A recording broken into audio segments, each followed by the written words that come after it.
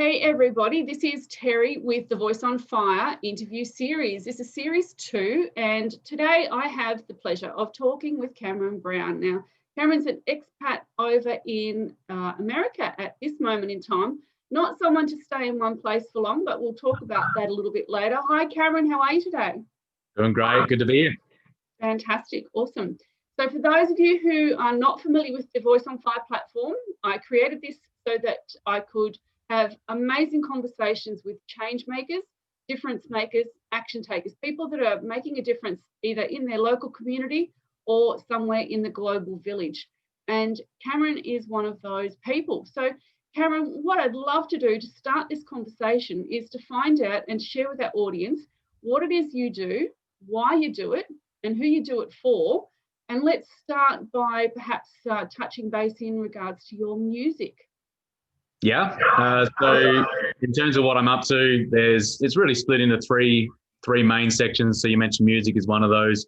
Speaking and coaching are the other two areas. So speaking engagements with the grand piano on stage is usually what I'm up to. During this time, it's a little different. So we can, I'm sure, talk about the adaptability that's had to happen there. Coaching engagements are for C-level executives and their teams, usually in the mid-size corporate range. And then on the music side is writing music that can be utilized in the talks that are delivered, and then those songs are then released out publicly as well. So there's sometimes music videos. Last year ended up doing some in southern Spain, so took a grand piano out to some pretty crazy locations, and then utilize those music videos in the talks. So I'll be wired up with in-ear monitoring systems and the backing music, and the music video is all in sync as I'm performing and singing it on stage. So a way of creating a kind of experiential type of talk versus just the standard talking head kind of engagement. So yeah, that's that. Yeah, that's amazing. I do recall seeing the video to do with the global connections, and I'd love to share the audience what that was, because if I understand correctly, that was kind of something that you progressed into, which was something that was part of a project you were doing. Let's talk a little bit more about that. Yeah, back at the end of 2017, I think it was. Mm-hmm. So I'd spent a year in multiple countries around the world filming and writing music, and as I continued speaking and coaching, and I got invited by the largest TEDx event in Rome to deliver the closing talk over there. And so I'd been, we worked out based on what the theme is for the year, what talk would really, really come home strong there. Mm-hmm. And the talk is very much around how this blend between human curiosity and technology can actually speed up the rate at which we, make an impact and connect with one another, and versus the way that a lot of people see technology in kind of the opposite light.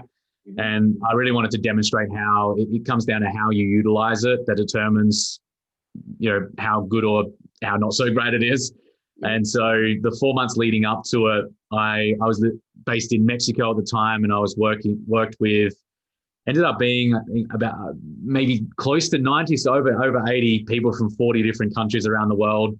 They all recorded one of my songs that I wrote in Argentina after being in the Colombian rainforest for a little while. And they all recorded in their part of the world in front of like mountains and castles and rivers and ruins and on their instruments. So we had people on violins and violas and drums and guitars and bass and trombones and other in the Indonesian specific instruments and others as well. It was an amazing project. And then for my part in the video, when I was in Mexico, I actually had a grand piano in the apartment that I was staying in Mexico City.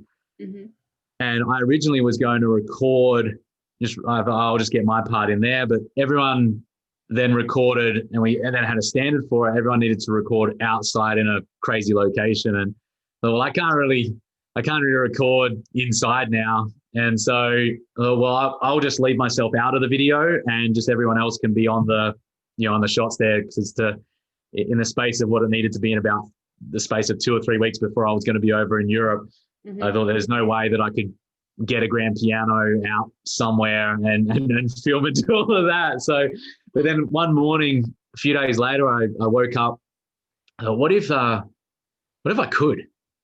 Yeah. And I started thinking about it. I thought, well, if I did it, I'd need to get a piano. I'd need to get a piano moving company. I'd need to get a drone videographer. I'd need to get a videographer. I'd need to get a photographer. I'd need to find a location, and I'd need to have the permission to be able to actually film there from the, whatever municipality was there. So realized, well, let me see what I can do. And within 24 hours, I had everything except for the location and the approval. Wow. So everything else is sorted in 24 hours. And it was a beautiful lesson in the biggest thing, and it continues to be the biggest thing holding me back, is myself. And the more that I can see that and understand that, the more that I can get out of my own way. And to me, that's going to be the case for the rest of my life. And to me, that's an extremely empowering thing, because that means that I'm the one that's fully responsible for getting the outcomes that I want.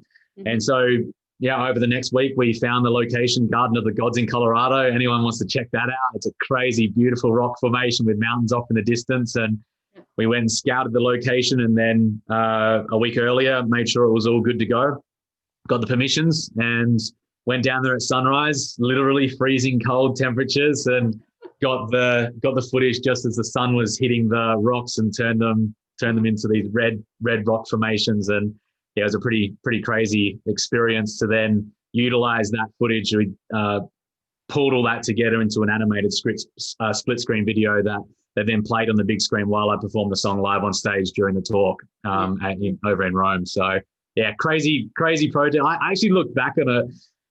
What was it? Maybe a few months ago, I was just recapping on some of the things that have been done over the last few years, and just look through the sheer amount of footage and work and steps and everything that was involved there. It was a crazy project to execute on, and kudos to everyone that was involved who helped bring it together, because there's no way that I could have done that without their help, and then without the help of who's now my full-time music producer, Christo, over in Europe. So, yeah.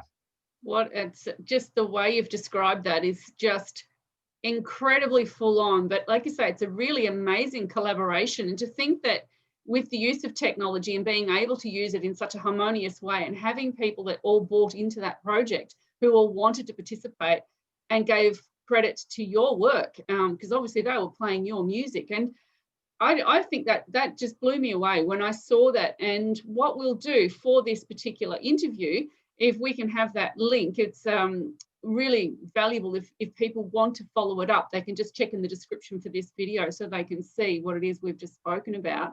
Now, in terms of your music, so you are obviously a musician as well as a speaker and a coach. What would you say was the first influence that led you to decide that music had a part to play in your life? I learned music from year 3 to year 8 in school. So that's about 8 to 13 years old. Mm-hmm. I learned reading music at that time, and then I went away from it for a couple of years.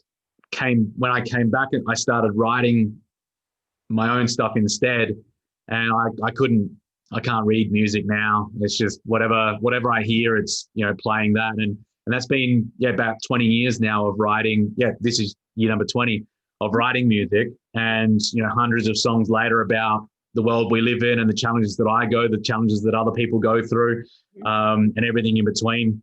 Yeah. I feel it's a huge piece of who I am and how I express both myself and aim to understand what other people maybe go through in their own challenges as well. Mm-hmm. And so that's been 20 years. And I'd always known that I wanted to make a difference specifically with music. I remember maybe 11, 12 years ago, I was playing this gig, and I was 4 hours into it. It was like 1 o'clock in the morning, and everyone's having a good time, me included, and not going to remember much the next morning, but having a good time still. But I remember thinking to myself, this is not the place where people are going to come up after and say, man, I heard those lyrics in the second verse. That was amazing. That really meant something to me. It just wasn't the medium for it. And I didn't know what the vehicle was, mm-hmm. but I knew that wasn't necessarily it. the traditional route that people maybe took to being a rock star, for example, and doing that. And so about 10 years ago or so, 10 and a half years ago, there was a suicide of a neighbour's son across the road from me in Adelaide. And it was a traumatic experience, I'm sure, for the entire family involved. And myself and another neighbour were the first to go across when the mother found him. He's only 17 years old. We went to into the backyard and saw the mother with her teenage son in her arms, and that's something I'll never forget. Let alone what they must have gone through. And out of that, I went and looked after the two little kids that were inside to his younger brother and sister, pretending like nothing was going on and just playing with them, just keeping them occupied while everything else was going outside. And the father came home, the grandparents came home, and just the look of absolute helplessness on their faces. Again, something I will never forget, I don't believe. Out of that was, no one should have to go through that, not the family and everything they went through afterwards, or the kid that felt like that was the only way out. And the other parts of that was, there's people that need help, man. What are you doing about it? And at the time, while I was writing some music and doing some stuff that I thought might make a difference, reality was I wasn't doing that much. And so a number of months later, I enrolled I looked around first to see, right, what could I do to help people? It had nothing to do with business back then, where most of it is today. It was just, how can I help? And came across a coaching course and went through that program. And I remember the first session of the first weekend of that training, I knew, I still didn't, I couldn't begin to imagine what would happen over the next decade and what's come out of it. Even over the last 4 years, I couldn't have imagined that. But I knew that, and I resigned from the job I was in at the time. When that first break came, I called him up and said, "Yeah, I'm good. I'm done." I knew that was that. And again, I didn't know how I was going to incorporate it all together, but I knew that I was going to do it in some way.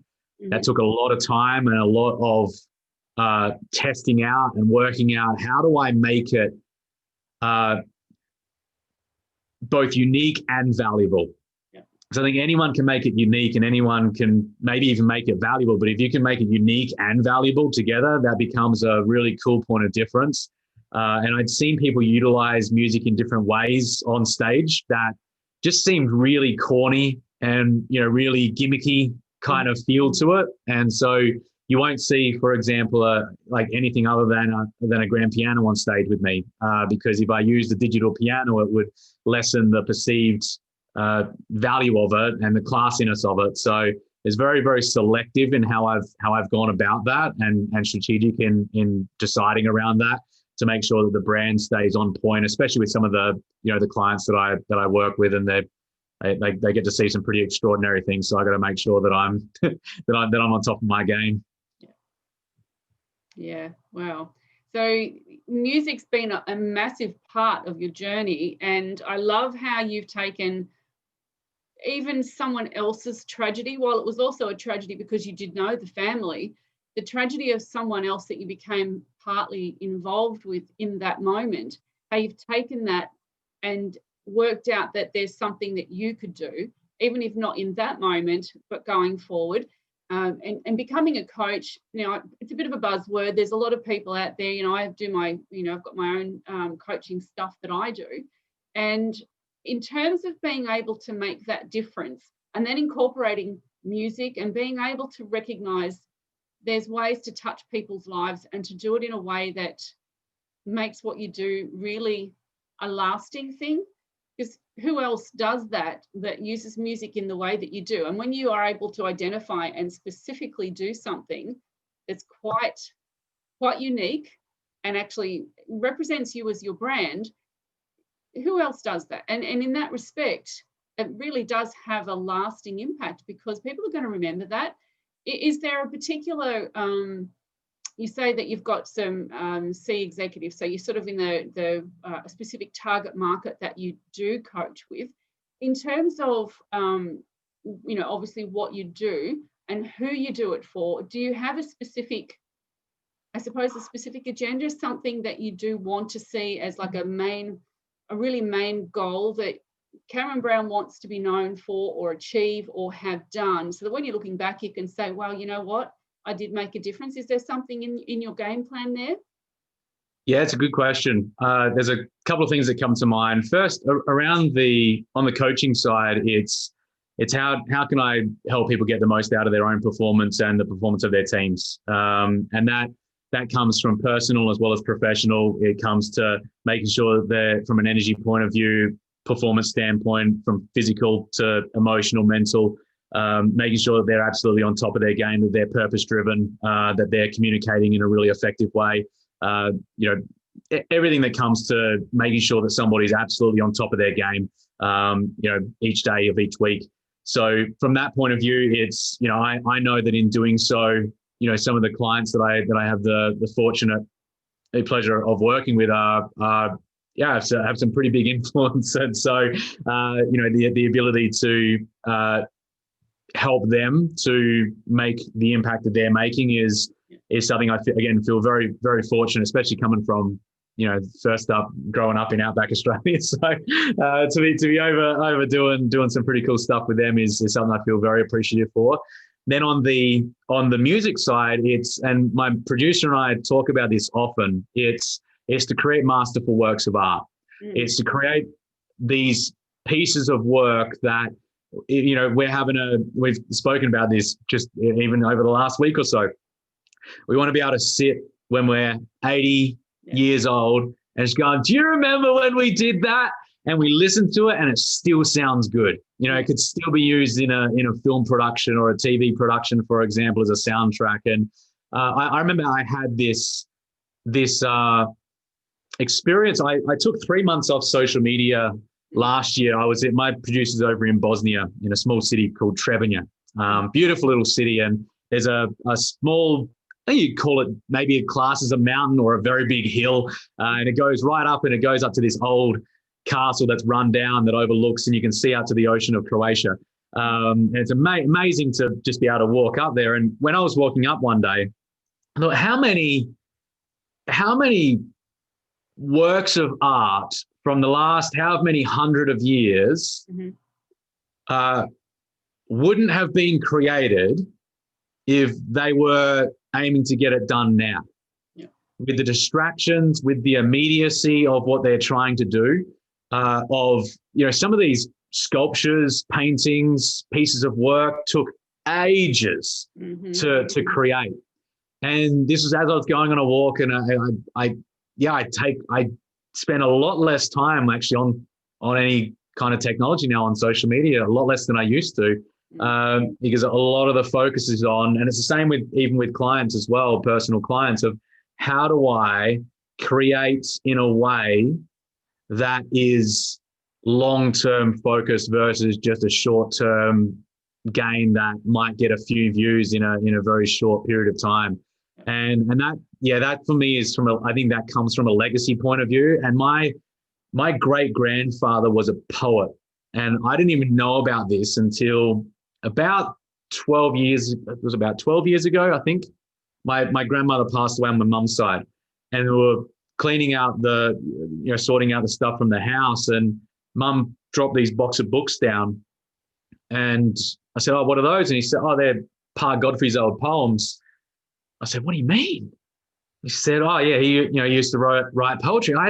I knew about this award that one of our relatives had won, this Shakespeare thing, like type of award. I didn't really take any notice about it, really care about it, honestly. And then when I found this, there was just this deep, thought-provoking poetry that I've just become fascinated with. Just last time I was back there, I read this article of his, and one of the poems that he'd written while he was a stretcher bearer in World War I, and got sick near the end. And he's sharing how he was writing this poem from the bed while he's looking at the River Nile. And I'm like, you're kidding me. This is incredible. And down to the point, so I look at it from a legacy point of view. Here is someone who never met their great-grandfather. He passed away before I was born. most of the, all the poetry was written somewhere between 50 to 110 years ago. Most of it, I don't know when it was written. And there was this poem called Youth that I ended up putting a piece of music to and performed live on stage at a talk in Mexico earlier this year, because the talk was on legacy. The talk was on, the example of, you never know the impact that you're going to have on somebody's life. But one step further than that, you never know the impact you're going to have on somebody's life who hasn't even been born yet. Yeah. Wow. And if we can be thinking at it from, yes, you want to be able to create in a way that has impact now, but for me, it absolutely as well is, how am I creating in a way that I'm extraordinarily proud of now, but that also when I'm gone or many years into the future, we can look back and go, that was extraordinary, and we created that in that way. Wow. Yeah, I totally hear that. I have an amazing respect for history, in a similar way that part of my family's journey was to try and understand some of the things from what we'd heard had been through the family. We'd heard this stuff about the family, but when we actually discovered it through some of our genealogy, it was like, really, wow, we didn't know that. And then you discover the connections and the things that bring forward that understanding because of something that happened way back when. And in terms of the history and then putting that into a context of legacy, I find that really fascinating, and I totally agree, the idea that there are some people who pursue the instant gratification, the quick fix, let's do it now because we can do it right here and now, and let's just make this happen, versus there is a great satisfaction in being able to create something that years from now was something that will still be going years from now, even when you're not there to add fuel to the fire. And in terms of that's almost like the answer to the why do you do what you do. I mean, that you've really encapsulated that very, very powerfully. So in terms of the big legacies, is there one that stands out that at the end of the day you'd like to be able to put your stamp on and say, this is what I'm most proud of? Is there one particular area that you're either working on? Has it come to fruition? Is it already done, or is it something that's in the ballpark at the moment? Yeah, good question. To flow on from what you share, I think what we're talking about here is timelessness. Is what can something that can live on past the specific technological platform that's the latest and greatest at a certain time, and it just lives on for many years. And I look at, from a timeless point of view, the insights that I share with clients on understanding who they are, why they do what they do, and then importantly how they can do something about that. Most of that, yes, some of it is short term, and because of the certain things that they've got to put in place right now, like calendar management, for example, or a specific type of CRM to make sure that they're as productive as what they possibly can. But the overwhelming majority is timeless insight, timeless wisdom that will not only be able to be utilized for their own selves, but ideally then for their families. I've worked with family members of my clients and daughters and sons, and being able to have that play out over and over when it's not really taught in schools, unfortunately. Really, unfortunately, it should be. To me, it's that and financial education are two of the most important skills that anyone could learn in their lifetimes. And for that to not to be compulsory subject in schools, man, that's crazy. So the timelessness of that, and then the timelessness from a music point of view. I feel from a, as far as the project with the people from 40 countries and one of the songs about bullying and suicide that I wrote a number of years ago that's passed, a couple of million organic views now and being used in school projects and film projects and dance projects in many countries around the world, to the short film that I shot of Colombia, showcasing the natural beauty of that country with a drone, where it was waterfalls and beaches and rainforests, and then recorded all of the nature sounds while I was there, and then put the soundtrack to that, and that's, you know, again, it's that's been shared. I love how much it's been shared with and it's, you know, the amount of sheer number of views, and I feel very appreciative for that part. But the thing that I think has been beautiful about that is the love that that Colombians have for their country, and that, you know, a lot of the comments that come through on YouTube are in Spanish, you know, and you know, they're just saying how much they love their country, and to be able to have that again as almost like a timestamp, you know, where in however many years' time, whatever happens in the world, we'll be able to utilize that and be able to look back on that fondly. The same thing happens with my personal life. We're talking about this before we started the session here, where each year I get back to Australia. Usually, I won't be able to get back there this year because I won't be able to leave again and get back to work here. And every year I go back and I film my young niece and two nephews who are all, you know, 1's 6 and then the twins are 3 at the moment. So they're full of beans right now. And each year I've gone back and I've filmed and created these beautiful moments in time of them and put music to them and created that for myself to look back on as I'm traveling the world, and whenever I'm away, for them to be able to look back on when they're older, for them to be able to show their kids and their grandkids and other family. You know, my sister-in-law's Canadian, so her family to be able to see it as well. And again, that, you know, even the first video that I did, which was 6 years ago, is still as relevant. So that timelessness of it as well. If we were to summarize it maybe all up in one piece, it would be timelessness. And if I'm creating in that way, then with absolutely a focus on being a value now, the potential scalability of the value that I'm providing right now is well, infinite, really.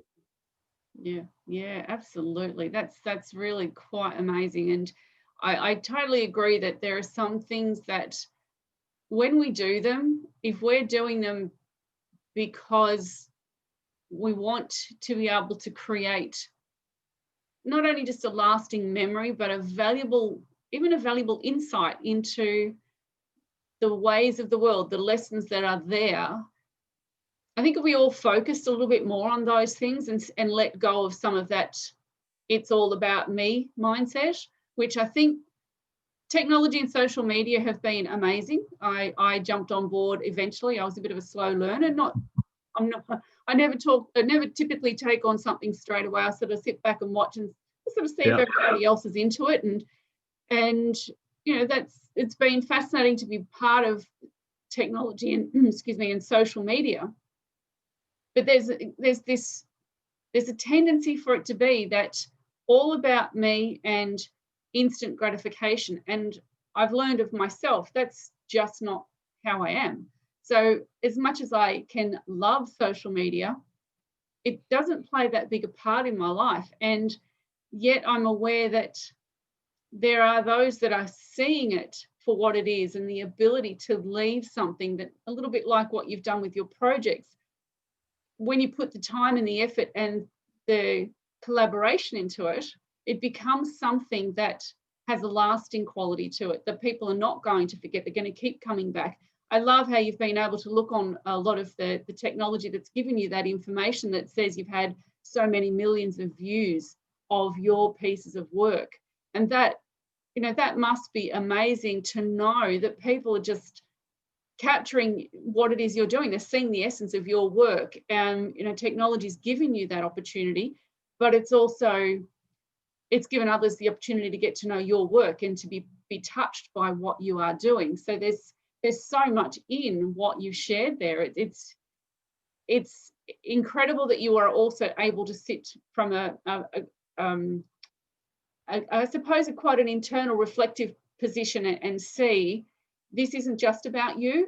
Even though it is you, it's not just about you. It's what can you do and how can you make a difference in the world long after your moment is here. And I find what you're doing, the work in music has that ability. And as you were talking about, technology platforms change, the first image that came to my mind was, well, they went from carving in rocks to ink and the quill. So, that was the transition in technology. And look at the tomes of books that were created back then.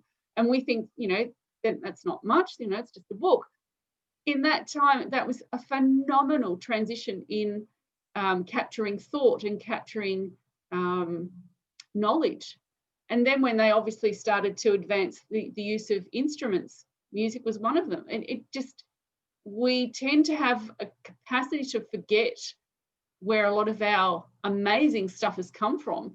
And, Shakespeare, how long ago was he around on the planet? And he wrote, but his work is still here. We still quote. So many of us don't remember or don't realise where we get a lot of the things we say. They're actually historical comments that were made decades ago.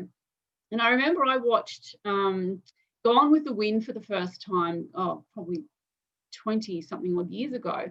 And I decided to have a bit of a binge session. And I remember as I was watching, it was in 2 videos. That's how long ago it was, in actual video cassette format. And as I was watching it and it was on a big old boxy square TV, and I'd had the first video, and I was astounded by how much information came from that in terms of the quotes that were still in use today that came from that movie, which was made, probably 70 odd plus years ago. So there is that tendency for us to forget where we get our general knowledge from. What you're doing creates that opportunity. People are going to be able to pick and choose and remember bits of your work, if not all of the body of it, years from now, because you've created this amazing platform. So I think what you're doing is quite phenomenal, and just the knowledge that a lot of what you're doing is to be able to make a difference in the world. What better way is there to capture not only something so creative and artful, but also the use of technology to help make that happen? Yeah, it's a great point. The utilising, at the end of the day, you mentioned about back in almost like cave drawings and things like that. There were tools, right? Tools to be able to do that. This is exactly the same now. These are tools to be able to utilise to get a specific outcome that you're wanting. Yeah. And I think one of the challenges, so I have thought very deeply about this. One of the big challenges is that a lot of people are utilizing. You mentioned about, I think it was instant gratification, and it's in the form of external validation. And if I need to be validated externally to know that I'm enough, I'm not getting to the core reason why I don't feel enough in the first place. And that's a recipe for all kinds of problems around self-worth to occur, because then it ends up becoming a spiral of, well, now I need it even more. And then I can get it, but then if I don't get it, then what happens? My self-worth then is on a roller coaster based on what happens to me externally. And that's a crazy experience to have. And so this is where ensuring that the worth for self, the love for self, the appreciation for self, the recognition of self is there first and foremost, so that then the external world becomes an added bonus and an enhancement of who you already are internally versus the replacement of it. Yeah. And I think the other part to mention there is, I think a lot of people, when it comes to freedom, is they value short-term freedom, which often leads to long-term pain, instead of valuing long-term freedom and experiencing short-term pain. And so that flip, and you can see this when it comes to people's health and well-being, and making the food choices that they make. It's short-term, it's instant, it's I have the freedom to eat whatever I want, and I'm just gonna eat whatever I choose here. I have whatever I can do with my time. I can go and look at any kind of social platform. I have all the short-term freedom that I like. But long-term, if you keep eating the wrong foods, then you're going to end up with some kind of disease, right? If you are not as productive as what you possibly could because you're scattered all across the place, yeah, you might have had fun now and freedom now, but longer term, you're not going to be where you want it to be. You're not going to make the difference that you want it to make. I think this is where ensuring that you understand what you're willing to sacrifice in the short term for what you're wanting to create longer term, and asking yourself, is that, there was a song that I wrote recently. I'll see if I can remember the lyrics. It's called Worthwhile. And the chorus goes, what have I become? Is it all I really loved? What have I given up? And was it worthwhile? Wow. And it was written, I wrote this during when I was locked down in COVID, because I was reflecting on, there's a lot of things that people are giving up right now. Are they giving up the right things that are going to lead them to where they want to go or not? And how conscious are people of that as to what they are giving up? Because that's the reality. If you want a specific outcome, that also means not getting other specific outcomes, which also means not doing certain things. And it's ensuring that you're choosing what you're not going to do as well as what you are going to do, and continuing to understand, am I on track or off track? I think the final point that I want to make here is, for those of you tuning in, when it comes to creating something, now, whether that's a hobby or a business or anything else, is understanding, well, am I wanting to create in a way that this creates the financial side of freedom component? It allows me to do that and create the financial side of it. Or is this simply a hobby? Is this something that I simply enjoy doing? Because they won't necessarily be the same. Because if you want, if I just wanted music to be a hobby and that was it, then I wouldn't necessarily be utilizing it in the ways that I'm utilizing it. Maybe I would, but probably not in exactly the same way. So there has to be strategy around the commercialization of a uniqueness, which is then the valuable component, right? On the other side, if it's just unique and you love doing it, rock on, go and do it. Do whatever you want to go do. And that you can end up with freedom on both sides, but it's understanding where is that freedom going to come from in the longer term, that's going to allow you to experience the fulfillment that you're ideally wanting to experience out of it. Because that, to me, is that at the end of the day, that's what we're really looking for, even within the social platforms, is, does this fulfill me? Yeah. And we keep going back because we think it's going to fulfill, because it's the like, it's the comment, it's the share.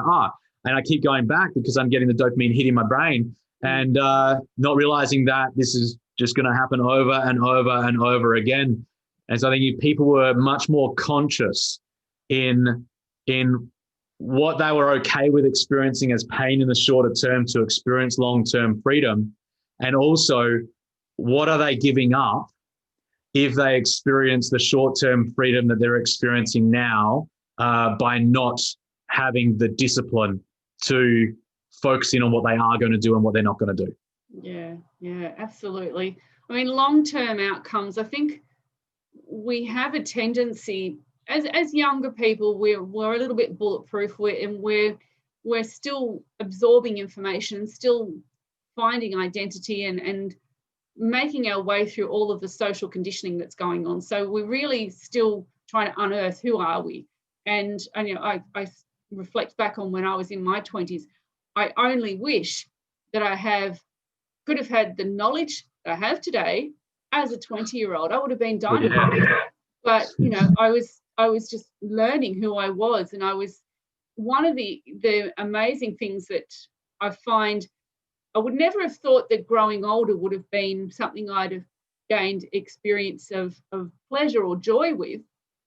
But as I sit here and I'm in a certain age group, and I look at it I kind of feel like I'm potentially in a peak time, because I know so much about myself, and I realize if only that knowledge that we can condense in our later years is something that could be more readily understood and explained to the younger generations so that they could understand there's, yes, be bulletproof, yes, feel that you're invincible, yes, go out and do things and enjoy the in the moment experience, because there are amazing, brilliant bonuses from being in the moment as a young person, because you're not crowded by so much of the stuff that you sort of the responsibilities you take on as a later years adult.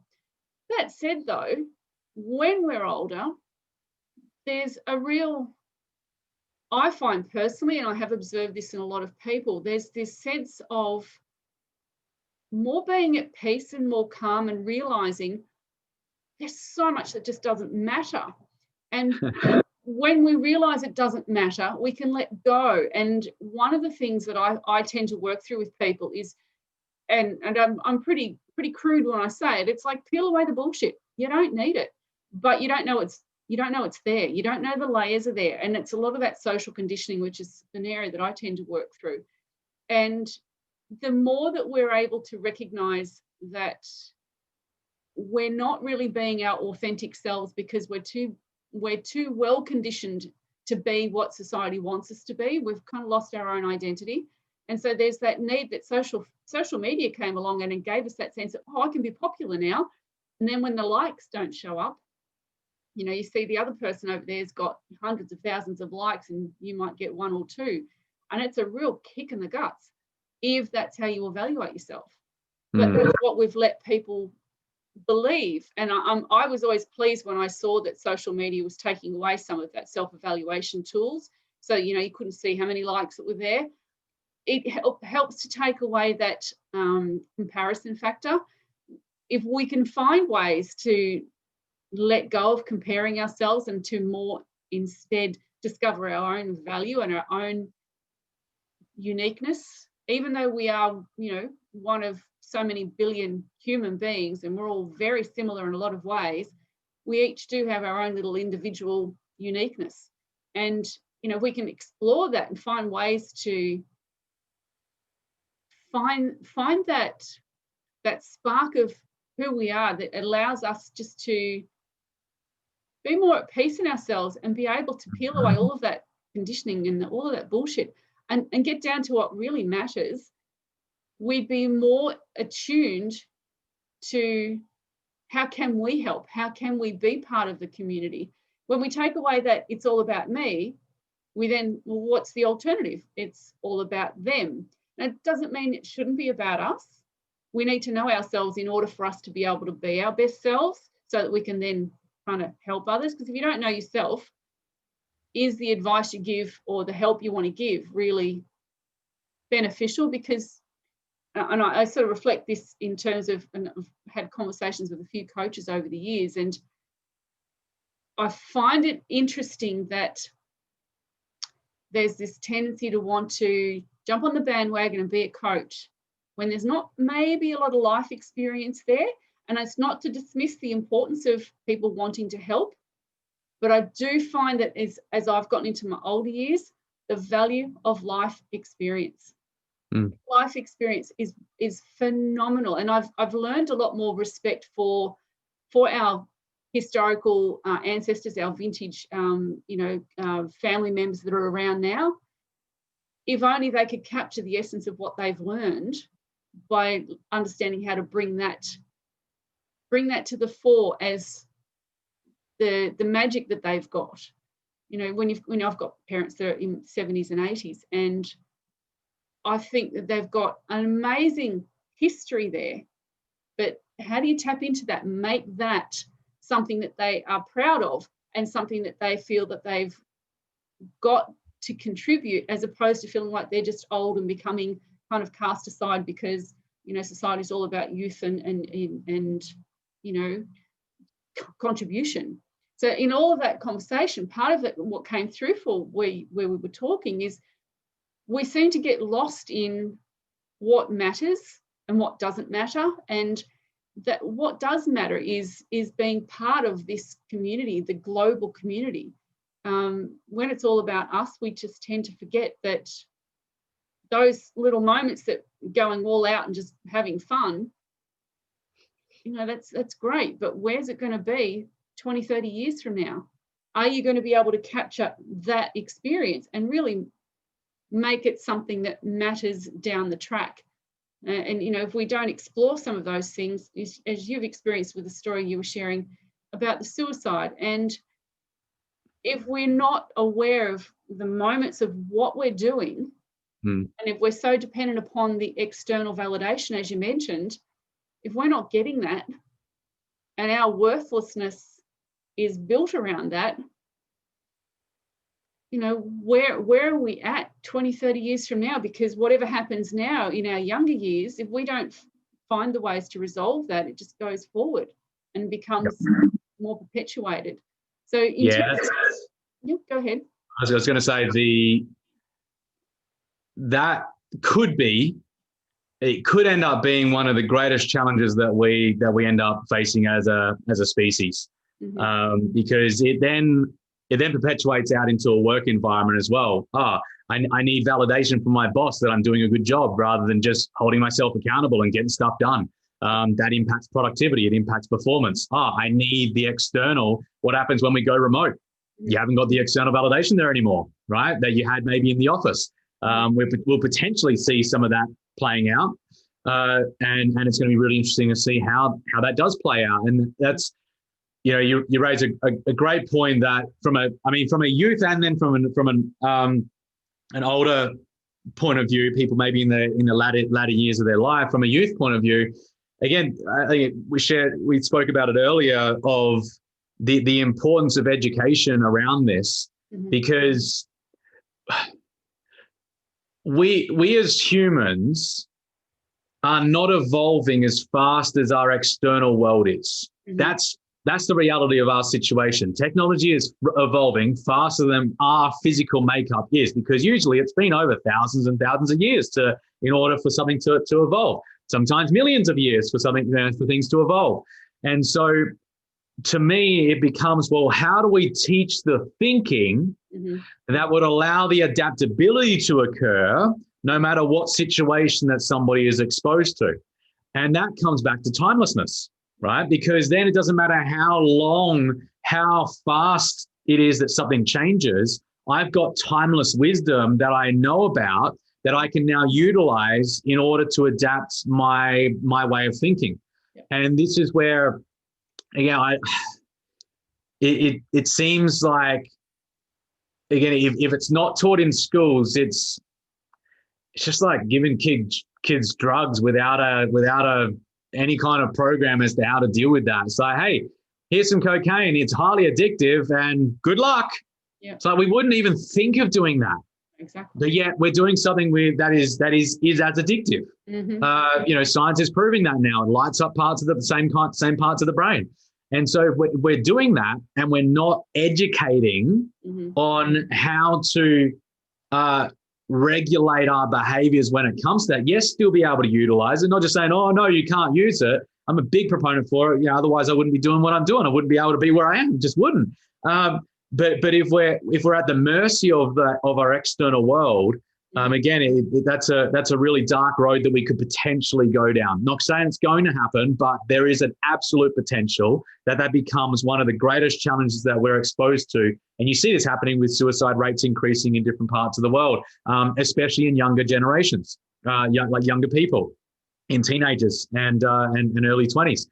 And then so that I think that from that point of view helps to solve that problem, which is that it should be a compulsory subject in schools.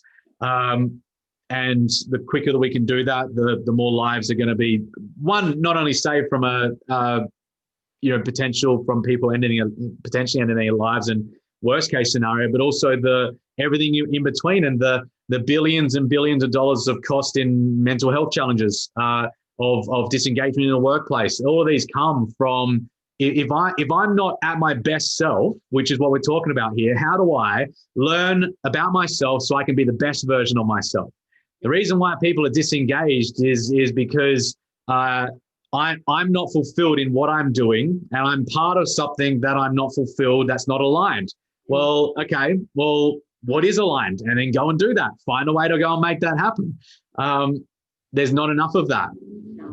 On the other side of the spectrum, again, I think comes back to I have a real fortunate experience on my dad's side of the family of multiple family members living till they were pretty old, into their 90s, and one into their, I think he made it to 100. Mm-hmm. And my grandpa started woodworking when he was 80.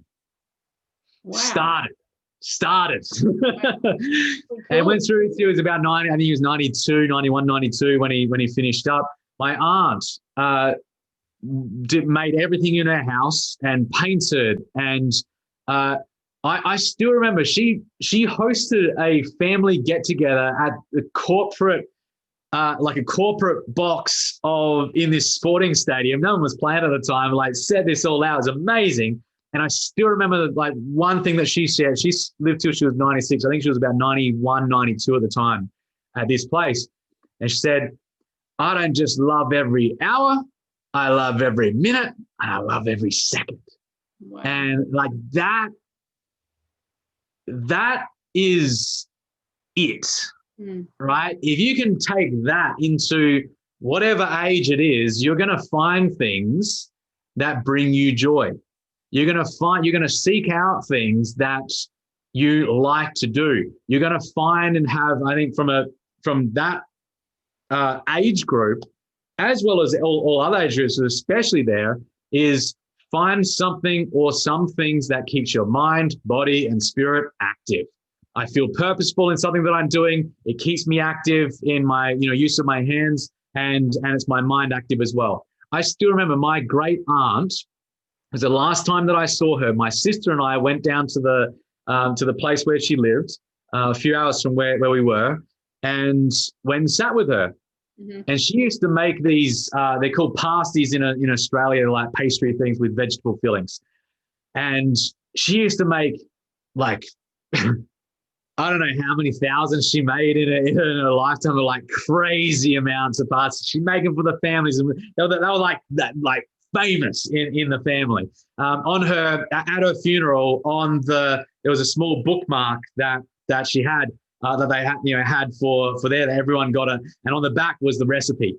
That was how much this was a part of who she was. But here was the beautiful thing. Mm-hmm. She couldn't walk much anymore because her legs weren't.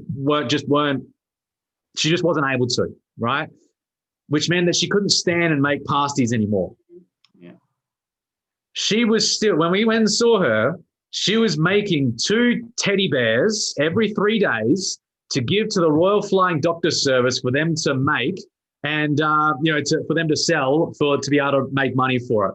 And so it was, all right, can't use my legs, I'll use my hands instead. I can keep using my hands. It was that ability to,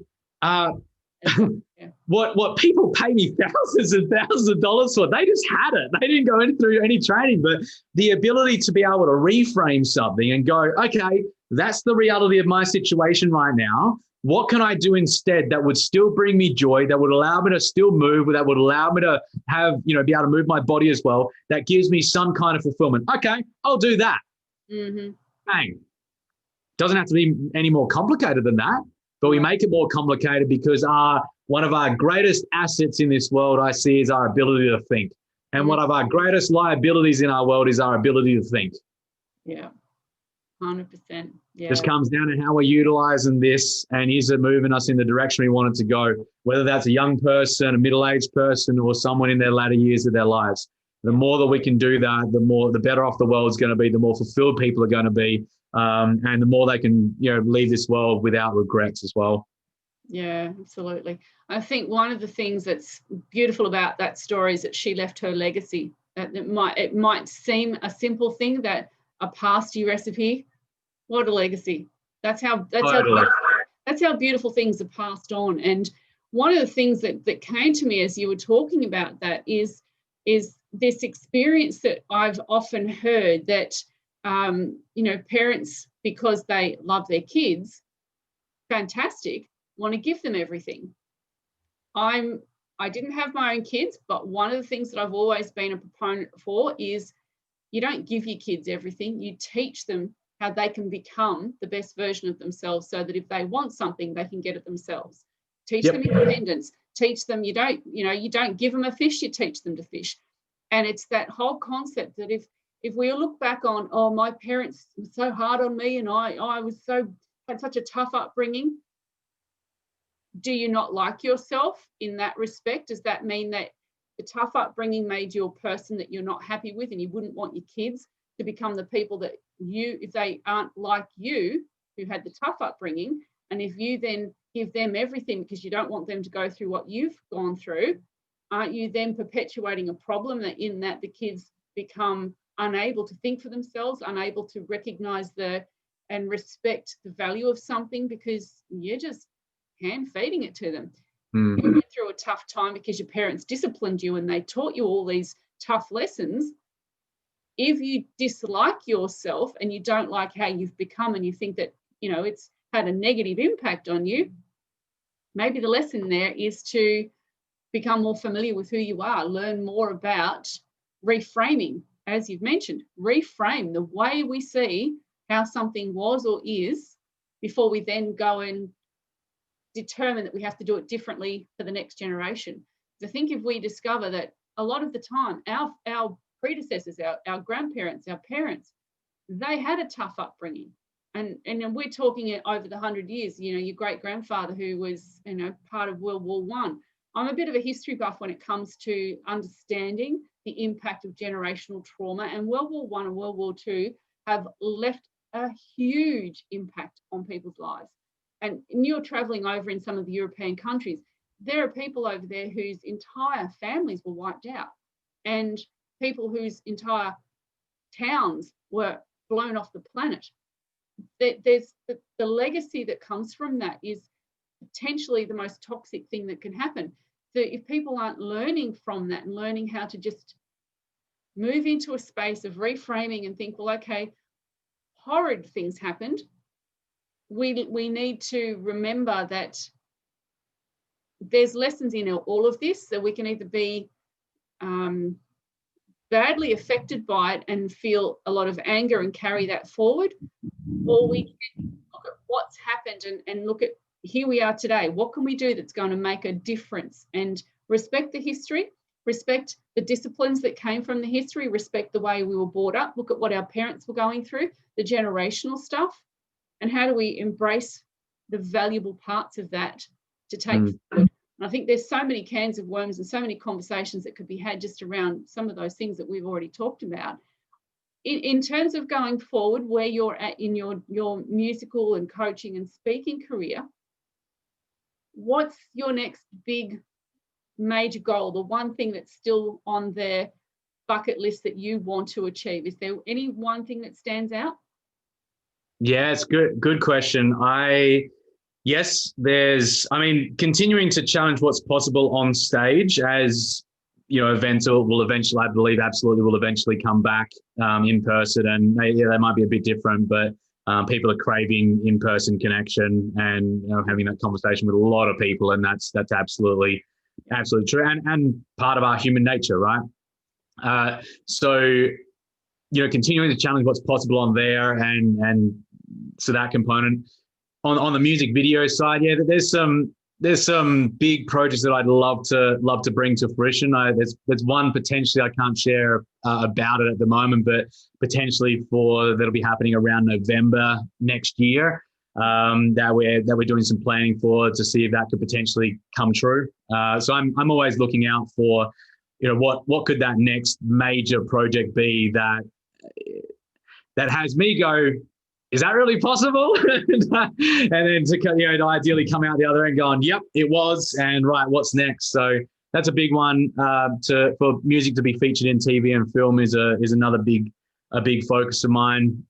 So we're doing a lot of work around that at the moment behind the scenes. So that'll be probably a 2 to 5 year project there to get that to a stage where some consistency can be happening there. Coaching wise, it's just continuing to help good people do extraordinary things, and if I can continue doing that and do it for more and more people in the space that I'm doing it in, it's yeah, that kind of takes care of itself as well. So yeah, there's some of the big pieces. Yeah, awesome.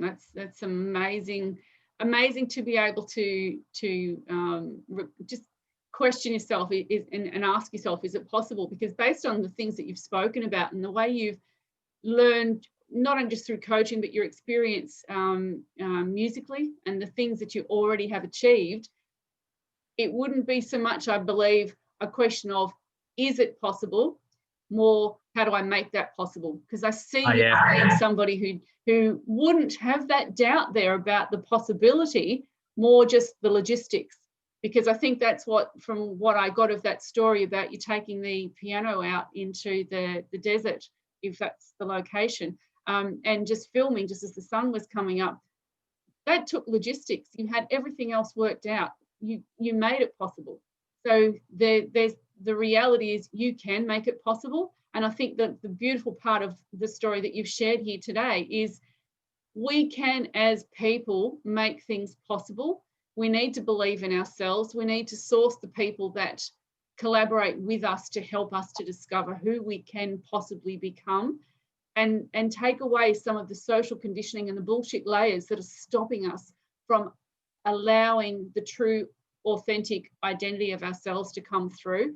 And if we're doing it because we're doing it for others and not for ourselves, it's not like we become nothing as part of this story.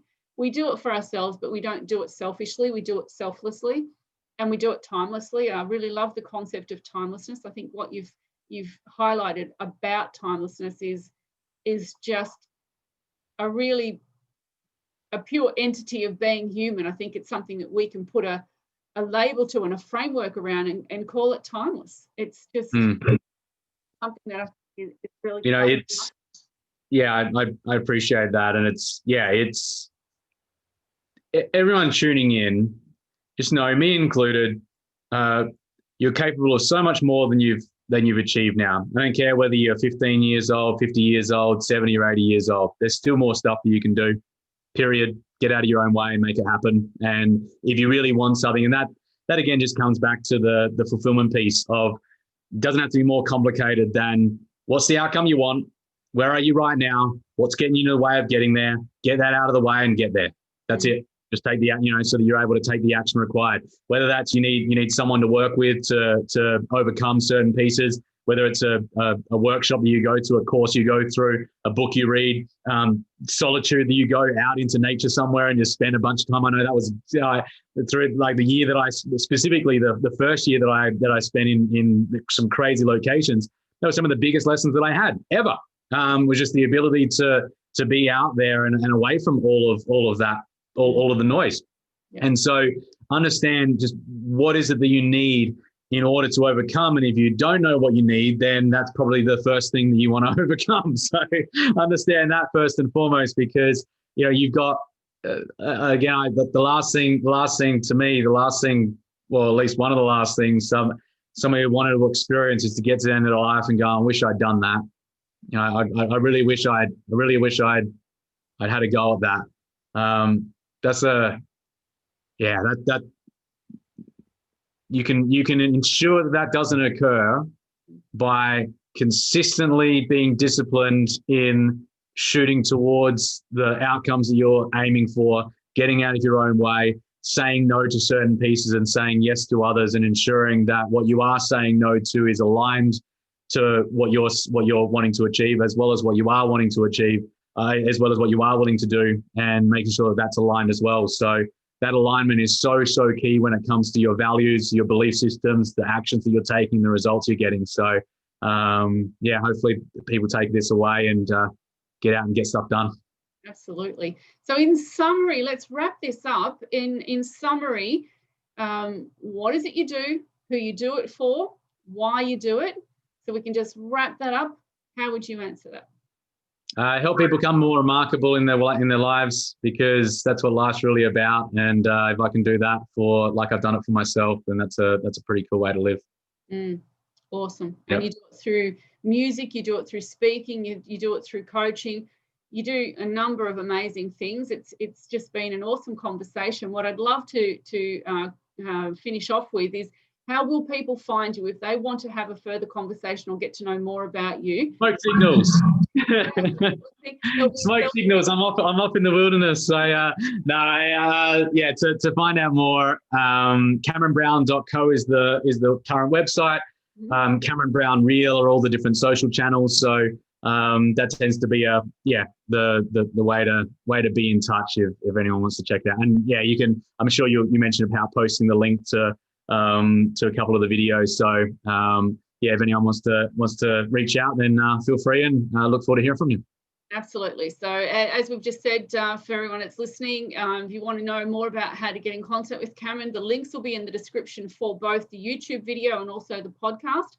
So if you want to either reach out and find out more, there'll be links to some of the stuff that we've talked about, and you'll be able to find out what it is you want to know, maybe even reach out and find out where Cameron is in the world. It's almost like the Where's Wally? You're off on amazing adventures. Look, it's been an amazing conversation. Thank you so much for sharing this moment in time with me and with the audience for Voice on Fire interviews.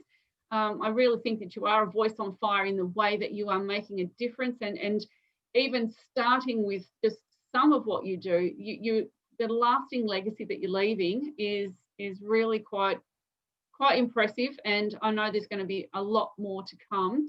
Thank you so much for your time.